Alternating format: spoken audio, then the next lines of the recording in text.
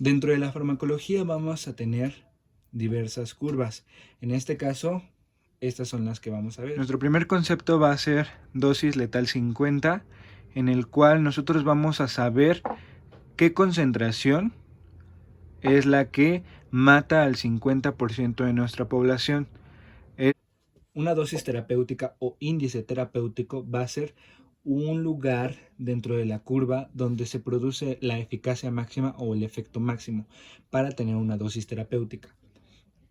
La siguiente curva va a ser la dosis efectiva, donde veremos que el 50% de la población, el gramaje de la dosis del fármaco le hizo efecto. Sin embargo, tenemos otro 25% de la población al cual le es sensible, muy sensible el fármaco, y a la cual no le hizo nada el fármaco. Entonces, dividimos el gramaje del 50% que sí se le hizo dosis efectiva a la mitad para alcanzar una dosis efectiva en este porcentaje de población, que en este porcentaje de la población no se haga ninguna sensibilidad y que en el 50% de la población, si es requerido, hacer una dosis doble. La biodisponibilidad será determinada por el área bajo la curva de una vía de administración, en este caso la vía oral. Nuestra siguiente curva va a ser el efecto máximo, que sería la eficacia máxima. La eficacia máxima se define como la capacidad máxima de alcanzar un efecto, o una dosis terapéutica. Tenemos otras curvas de dosis respuesta que van a ser la sigmoidal, pendientes, y la potencial. La sigmoidal por pendientes van a ser dos pendientes. Una pendiente totalmente recta donde se alcanza un potencial sí o no. Siempre sí o no, nunca tal vez, ni gradual. Y en este caso los receptores al 100% están ocupados. Y la gradual o la sigmoidal gradual va a alcanzar un índice, sin embargo va a tomar más tiempo, pero no es dependiente, no es sí o no. Y nuestra siguiente curva de dosis respuesta va a ser la potencial. En este caso tenemos un fármaco A y un fármaco B, en el cual el fármaco A necesita menos cantidad sobre el mismo tiempo y el fármaco B necesita el doble incluso de la cantidad en el mismo tiempo. Entonces la eficacia del fármaco A es mayor. Después tenemos la curva del efecto techo. El efecto techo es un efecto donde no importa el gramaje que se le dé, siempre va a llegar a un efecto 20, o a un efecto 100 o a un efecto 50.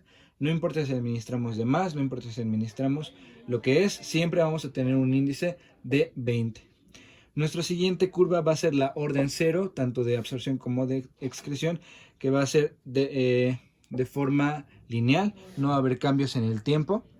Y en este caso vamos a tener que nuestras curvas no van a ser en este caso curvas, sino van a ser rectas y van a ser dadas en tiempo y cantidad de fármaco. En este caso la de primer orden va a ser dependiendo del tiempo y del fármaco que se administró. La excreción de este fármaco va a ser de forma no continua y va a ser determinada de acuerdo a lo que se ingirió. En este caso, un ejemplo sería el alcohol. Mientras más alcohol tomemos, más va a tardar el tiempo en desecharse. Ok, vamos a tener nuestro concepto de cinética enzimática, en la cual describiremos en la gráfica la velocidad en la que se forma el producto a partir de las enzimas, juntándose un sustrato y una enzima.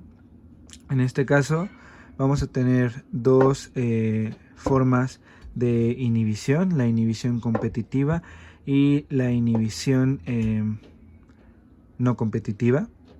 En este caso, la inhibición competitiva, vamos a tratar de decir que el sustrato y el inhibidor tienen la misma forma aparente y puede haber más inhibidores e impedir que el sustrato se una al sitio de unión.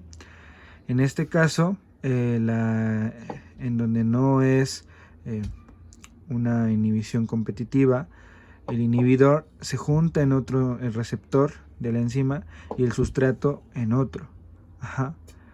Este tipo de inhibiciones se van a graficar de la siguiente manera: una velocidad normal de la cinética enzimática va a ser graficada con la curva de arriba, tanto en la competitiva como en la no competitiva. Siempre van a ser las normales, la velocidad normal, donde la concentración máxima es normal y la velocidad es normal, siempre va a ser la superior. La inferior siempre va a ser cuando hay un inhibidor, tanto en la inhibición competitiva como en la inhibición no competitiva. Lo que las diferencia en una y en otra es que en la inhibición competitiva vamos a tener que no se juntan en inhibición ni en normal. Es decir, que los puntos tocan en momentos separados en el tiempo. Y en la inhibición no competitiva, ahí sí van a estar unidos en el mismo tiempo, ya que al unirse el inhibidor en otro lugar y el sustrato en otro lugar, aunque sea el 1%, siempre va a estar unido. Entonces se van a unir al mismo tiempo. En este no. En este siempre el inhibidor sale y el sustrato se puede meter. Nunca al mismo tiempo. Hay que hablar de la historia de la farmacología y parece hay que hablar de las culturas que enseñaron lo que ahora conocemos, los principios de su enfermedad de acuerdo a lo que creían y los principales representantes de estas culturas. La primera cultura es de griegos y romanos, que data de 460 a.C. hasta el siglo XIX, y habla de la teoría moral de la enfermedad, que es tratada de acuerdo al clima, de acuerdo a la dieta que se tiene, y data de 4 líquidos. Esto, dependiendo de las estaciones del año, se hacía una terapéutica de acuerdo a un líquido distinto o a una estación del año distinta. Sus principales representantes son Aulo, Cornelio, Celso. La cultura de la Mesopotamia data del 2800 a.C. y trata de los castigos de los dioses. Se trataba con penitencias y ritos, y es donde por primera vez se escribe un código de enfermedad, que es el código Hammurabi. No tiene principales representantes, ya que en esta Mesopotamia solo existía más que el código Hammurabi, que podría decirse que es su principal representante. En Egipto hablamos de lo que es ya el diagnóstico a través de la vista. Hablamos de ciertas operaciones que se realizaban en el antiguo Egipto y que su enfermedad era causada gracias al enojo de los dioses que tenían por ciertas actitudes. Vamos a ver conceptos de la farmacología. La farmacología como tal es la ciencia que estudia la historia, el origen, algunas propiedades físicas y bioquímicas de algunas sustancias que nos van a ayudar para mejorar estados de enfermedad, que está basado en la ciencia y en análisis de evidencia de esta misma. El fármaco como tal es una sustancia que puede interactuar con los organismos vivos. Puede presentar procesos deseados y no deseados. La farmacocinética es lo que le hace el organismo al fármaco, y la farmacodinamia es lo que le hace el fármaco al organismo. La toxicología, pues, es el estudio de los efectos nocivos de los fármacos. La farmacogenómica, pues, estudia la expresión de los genes que afectan en el fármaco. Hay una cosa que se llama uso óptimo, que es que haya una eficacia mejor con una empleación de la toxicidad menor y con un menor costo. Va a haber un concepto que se llama afinidad, y es cuánta unión va a haber del fármaco con el receptor, y pues existen varios tipos de uniones: iónicas, puentes de hidrógeno, covalentes. La potencia se va a definir como la magnitud o la cantidad de una dosis que puede ser comparada con otra. Y esta potencia pues va a ser básicamente la eficacia como tal. Entonces es la capacidad para obtener un efecto en condiciones normales. La efectividad es la capacidad que tiene un fármaco para tener en condiciones habituales un efecto. Es decir, la eficacia y la efectividad son dos conceptos distintos. Y la eficiencia es la efectividad que se consigue con un menor costo. vamos a tener lo que es la reacción adversa, que va a definirse como algo que perjudica al organismo en dosis normales. El beneficio, la relación entre beneficio y riesgo es qué tantos beneficios obtenemos incluso corriendo un riesgo.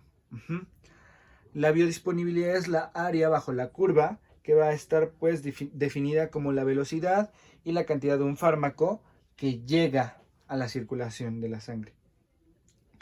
Y la concentración mínima eficaz y tóxica es pues las concentraciones que se tienen para obtener efectos terapéuticos o efectos tóxicos. El índice terapéutico básicamente es esta concentración de acuerdo al tiempo. Y va a ser definida pues igual en el área bajo la curva. El periodo de latencia va a estar definido como el tiempo que se transcurre desde la administración hasta que haya una concentración mínima o un índice terapéutico. Y vamos a hablar de lo que es el primer paso, que el primer paso se da en absorción gástrica, y pues va a estar mediada por diferentes reacciones como son la oxidación por el sistema P450, y que son citocromos, ¿no? La reducción pues va a introducirse NH2, que aumenta la polaridad de las moléculas, y pues la hidrólisis, que es cuando una molécula se rompe al agregar agua. Por último vamos a tener lo que son nuestros estudios, la preclínica, que va a ser pues el descubrimiento de alguna sustancia química. Vamos a estudiar todo lo que es pues el receptor, este fármaco nuevo o esta sustancia, qué moléculas contiene, qué fórmula tiene. Y esa es la fase preclínica. Y en la fase clínica vamos a tener diferentes fases, en este caso 4. En esta fase se necesita autorización legal y ética para poder hacer este proceso. En la primera fase de la fase clínica van a ser de 6 meses a 1 año y lo que más se va a notar es que son de 20 a 100 sujetos. En la fase clínica 2 se buscan de 100 a 300 sujetos o pacientes para ver la eficacia de este medicamento nuevo. Y en la fase clínica número 3 se evalúa esta eficacia y lo que puede ser la seguridad en comparación con otros tratamientos o otros fármacos. Y en este caso se utilizan monos para el control de los sujetos. Y en el último es el número 4, es la comercialización y el seguimiento de este fármaco. Para hablar de lo que son los canales iónicos, vamos a hablar de 3 estadios de ellos, que son cerrado, abierto y refractario. Y estos son hechos por proteínas, son canales hechos por proteínas alrededor de la célula y que forman un poro, en este caso un poro acuoso, que va a cambiar de forma de acuerdo a lo que haya exteriormente, de acuerdo a lo que se vaya a meter molecularmente, de acuerdo a su tamaño. Este material va a entrar de acuerdo al gradiente de concentración y va a entrar en pro del gradiente de concentración. Va a emitir una señal al cerrado para poder abrirse, va a entrar de acuerdo al gradiente de concentración y va a haber un momento refractario en el que no va a poder, aunque reciba una señal, no va a poder abrirse porque dura microsegundos, porque es como si fuera la despolarización. Entonces esta parte va a durar microsegundos y no va a poder abrirse.